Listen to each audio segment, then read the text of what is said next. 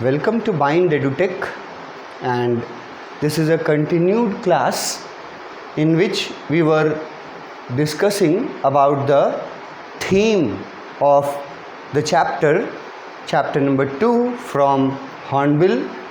We are not afraid to die if we can all be together.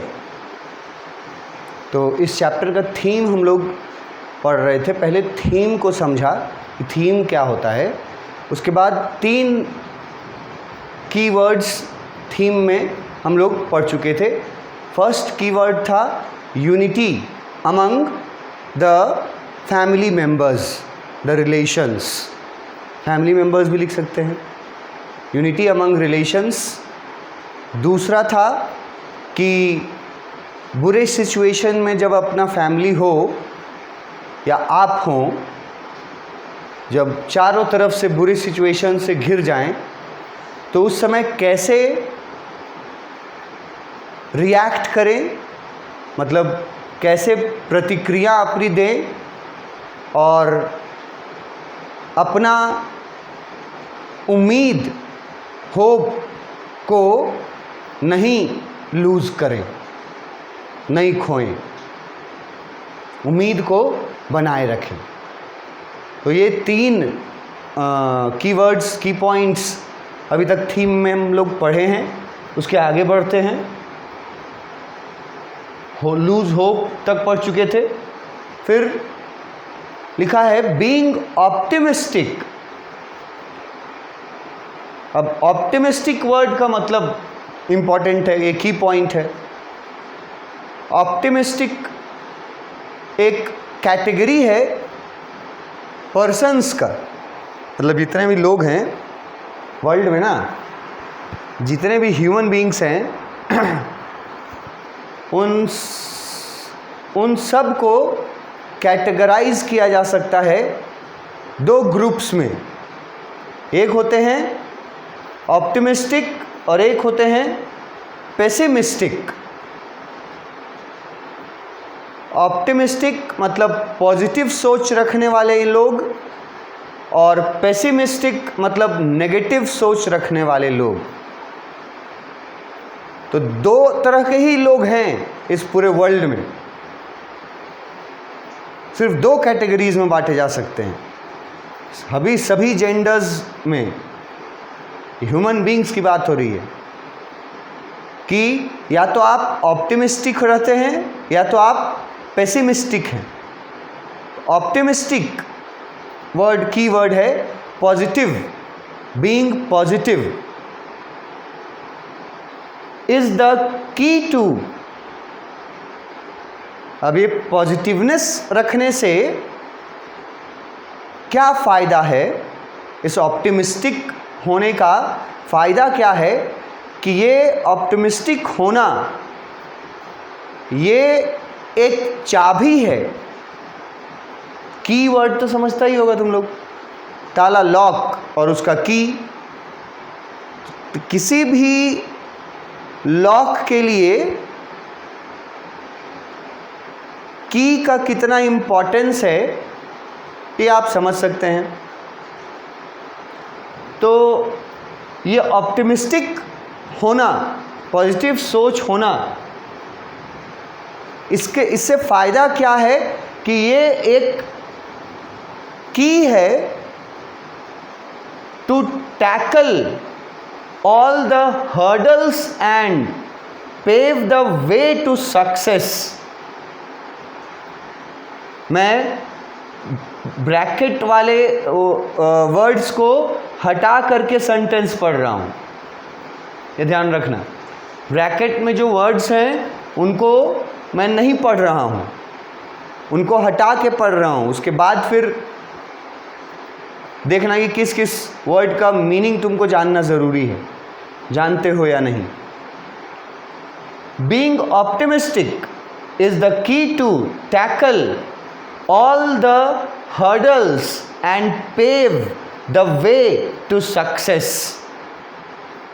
एक sentence लिखा है। 4th point हमारा है, ये 4th कीवर्ड है। ऑप्टिमिस्टिक होना। अब ऑप्टिमिस्टिक होने से फ़ायदा क्या है? तो ऑप्टिमिस्टिक होना जो है वो चाबी की तरह है, उसका इम्पोर्टेंस चाबी के इम्पोर्टेंस जितना बराबर है। किस चीज़ के लिए? To tackle. अब टैकल का मतलब अगर आप नहीं समझते हैं तो यहाँ मैंने ब्रैकेट में लिख दिया solve all the hurdles. Hurdles अगर आप नहीं समझते हैं तो मैंने ब्रैकेट में लिख दिया प्रॉब्लम्स एंड पेव। अगर आप नहीं समझते हैं तो उसके लिए वर्ड लिख दिया पाथ या road. The way to success. Success तो आप समझते ही होंगे, सफलता। तो फोर्थ पॉइंट में एक वर्ड, एक की पॉइंट याद रखना है, ऑप्टिमिस्टिक होना। उसके अंदर फिर ये सब आ जाएंगे कि ऑप्टिमिस्टिक होने से फ़ायदा क्या है कि वो की तरह काम करता है, चाबी की तरह काम करता है। क्या करने में? सॉल्व करने में। किस चीज़ को? सभी प्रॉब्लम्स को, और रास्ता दिखाता है कहाँ का? सक्सेस का। ऑप्टिमिस्टिक वर्ड है की पॉइंट, और उससे ये पूरा सेंटेंस है। ये चौथा की पॉइंट है हमारा। ऑप्टिमिस्टिक होने से क्या होता है कि ऑप्टिमिस्टिक होना एक चाबी की तरह है, एक की तरह है, जिससे सभी प्रॉब्लम्स को सॉल्व किया जा सकता है और सफलता तक पहुंचने का रास्ता बनता है ऑप्टिमिस्टिक होने से। और ऑप्टिमिस्टिक होना मतलब हुआ पॉजिटिव माइंडेड होना। जैसे बहुत सिंपल सा, सबसे सिंपल जो इसका तरीका, यूनिवर्सल तरीका अपनाया जाता है, किसी के बारे में पता करना है कि वो ऑप्टिमिस्टिक सोच वाला है कि पेसिमिस्टिक सोच वाला है। तो उसके लिए क्या करना होता है? आप क्या करते हैं, एक ग्लास लेते हैं कांच का, और उसमें आधा पानी भर देते हैं या आधा से कम पानी भर देते हैं, आधा या आधे से कम पानी भरते हैं,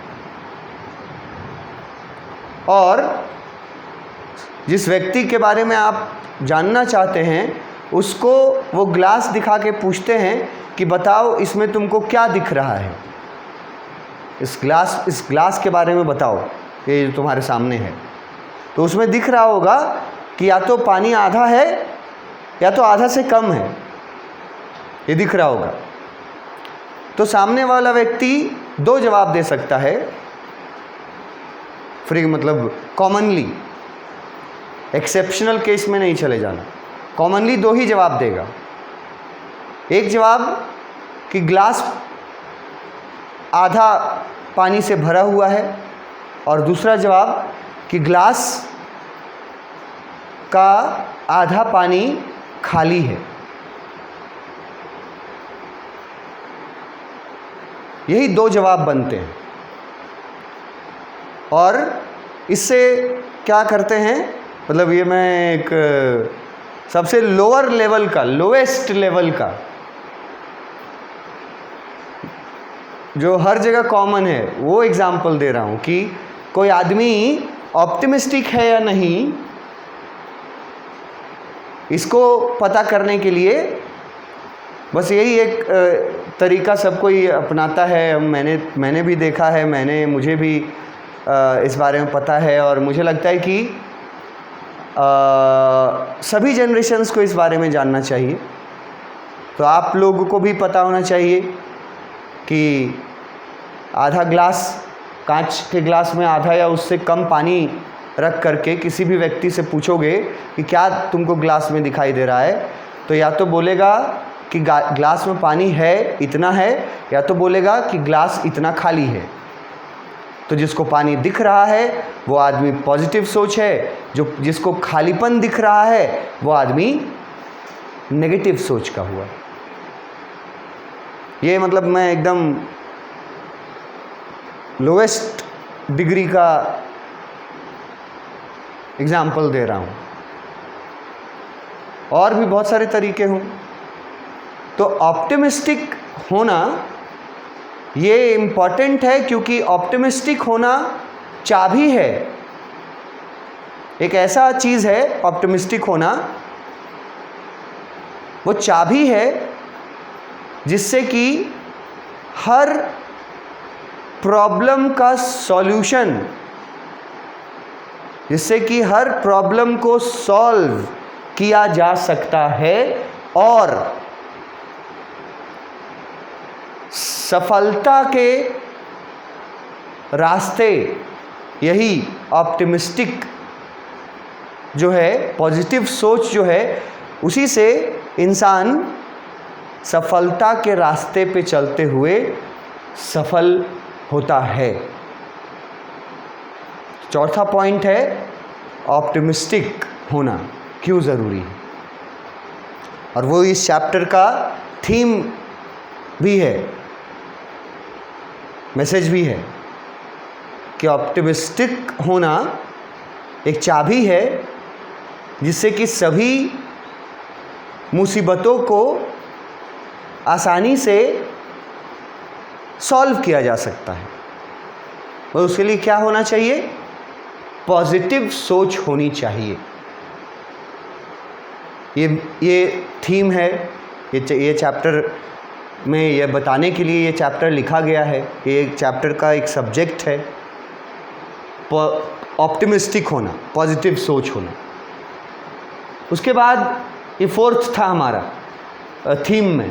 उसके बाद आते हैं यहाँ, we can say the collective power of, हम लोग ये बोल सकते हैं कि दो चीज़ों का पावर अगर कलेक्ट कर दिया जाए, एक साथ हो जाए, दो पावर कलेक्ट कर दिए जाएं, कौन कौन से power? Power of unity and never failing confidence. बोला जा रहा है, फिफ्थ पॉइंट में बोला जा रहा है कि कलेक्टिव पावर, मतलब दो पावर्स को अगर एक जगह कलेक्ट कर लिया जाए, कौन कौन सा पावर? पहला पावर है यूनिटी का पावर, मतलब एकता, और दूसरा है कभी हार ना मानने का attitude, confidence, never failing confidence. और नेवर फेलिंग कॉन्फिडेंस का मतलब है कि ये किस में आ सकता है? जिस इंसान में करेज हो। अब करेज मतलब ऐसे ऑर्डिनरी तुम लोग सुनता होगा हिम्मत, एक और वर्ड होता है साहस। हिम्मत और साहस में फर्क समझते हो? या एक जैसा लगता होगा कि हिम्मत और साहस ये दो वर्ड है हिंदी में, ठीक है, और इंग्लिश में एक ही वर्ड है दोनों के लिए, मान लो करेज। तो कि कहाँ पे हिम्मत के लिए यूज़ होगा, कहाँ पे साहस के लिए? ये दो वर्ड हैं करेज के, हिम्मत और साहस। और हिम्मत और साहस अलग अलग चीज़ होता है। जैसे होते हैं दुख और दर्द, पेयर में जैसे होते हैं दुख दर्द। अब पूछेंगे दुख और दर्द एक ही होता है? नहीं, अलग अलग होता है।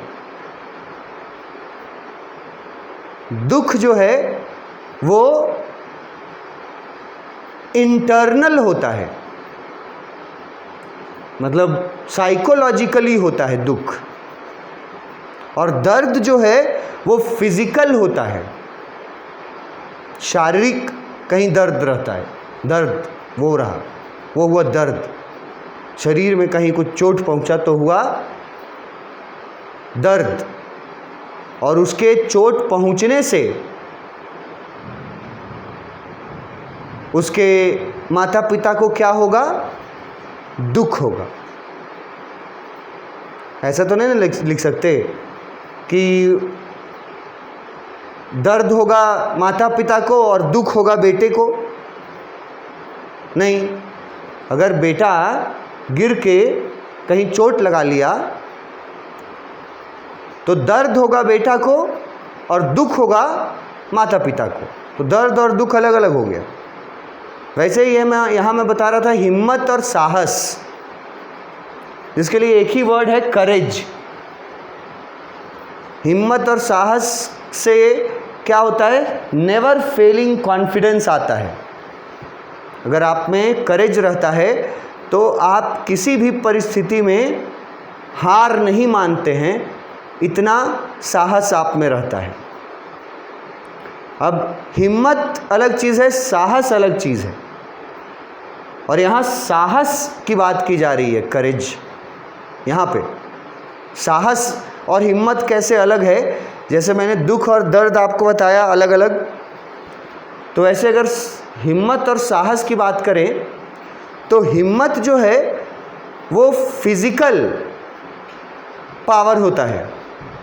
हिम्मत मतलब फिजिकल पावर, शरीर में कितना ताकत है,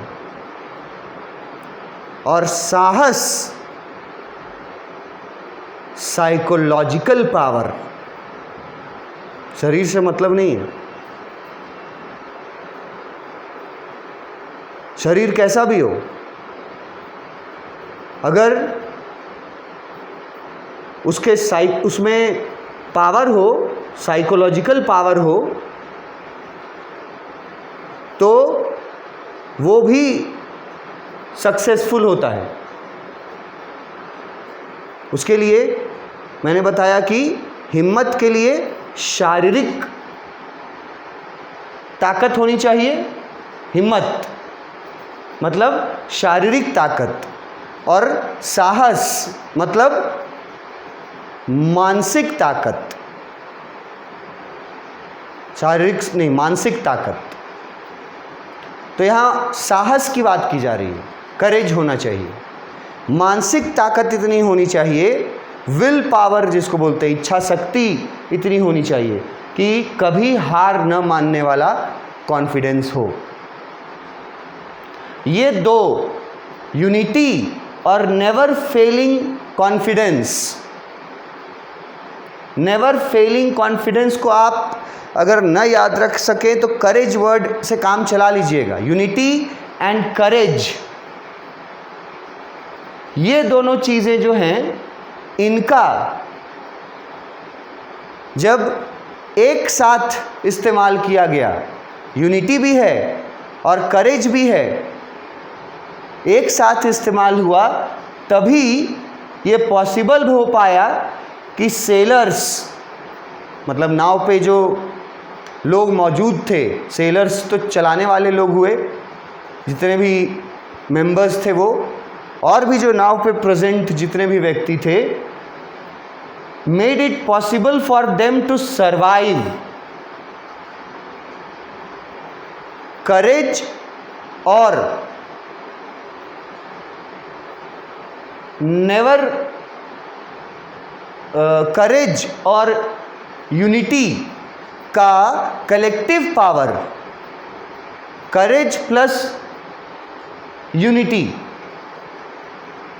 ये दोनों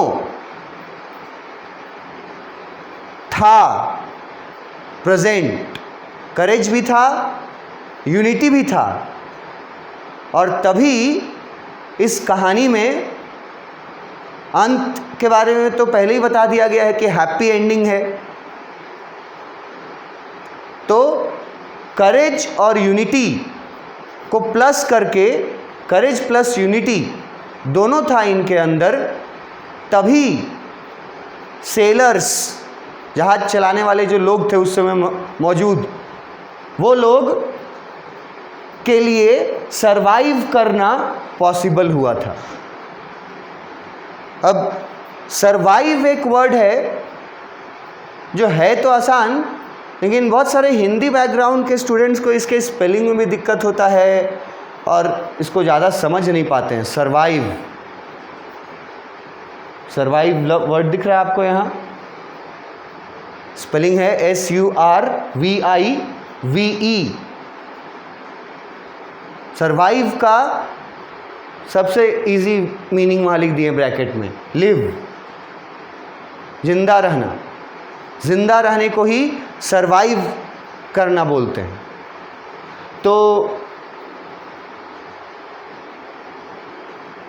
दो चीज़ों का कलेक्टिव पावर, एक यूनिटी का और एक करेज का, ये कलेक्टिव पावर जो है, इसके वजह से सेलर्स जो हैं वो जब मुसीबत में फंसते हैं, जब समुद्री तूफान जहाज़ से टकराता है, जिस जहाज़ में नरेटर अपने फैमिली के साथ निकले हैं इस कहानी में, और ये उनका जर्नी जो है, वही जर्नी वो डिस्क्राइब करेंगे आपको अपने चैप्टर में।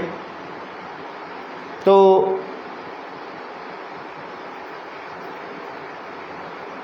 करेज और यूनिटी का नतीजा ये निकला, फ़ायदा ये हुआ कि सेलर्स जो हैं वो सरवाइव कर पाए, मतलब ज़िंदा बच पाए। किसके वजह से? Collective power of courage and unity. लेकिन करेज वर्ड के जगह अगर नेवर फेलिंग कॉन्फिडेंस यूज़ करो तो ज़्यादा अच्छा इफ़ेक्ट पड़ेगा। जिनको ना याद रह पाए नेवर फेलिंग कॉन्फिडेंस, उनके लिए मैंने एक वर्ड दे दिया, करेज। तो इससे ही पॉसिबल हो पाया था। ये हमारा 5वां पॉइंट था थीम का, कि करेज और कॉन्फिडेंस उनमें था, इसीलिए ये पॉसिबल हो पाया कि वो लोग ज़िंदा रह पाए and came out of the jaws of death. अब ये तो तुमको समझना ही चाहिए, ये टर्म है जॉज ऑफ डेथ। सब कोई जानते हो इसको, सब कोई हिंदी में यूज़ किए हो इसको। जॉज ऑफ डेथ का मतलब मौत के मुंह से। ये जॉ वर्ड जो है ना, JAW, ये हमारे जबड़े के लिए इस्तेमाल किया जाता है। ये जो जबड़ा हम लोग बोलते हैं, ये पार्ट, ये जो है ये जॉज है हमारे। जॉज ऑफ डेथ का मतलब मौत के मुंह से निकलना। वो लोग मौत के मुंह से निकल गए थे। किस चीज़ के वजह से? Collective power of unity and never failing confidence, that is power, that is courage. इस वजह से ही वो लोग जिंदा निकल पाए मौत के मुंह से। ये था हमारा थीम का एक पॉइंट। इसके आगे नेक्स्ट क्लास में थीम को कंक्लूड करेंगे। Thank you.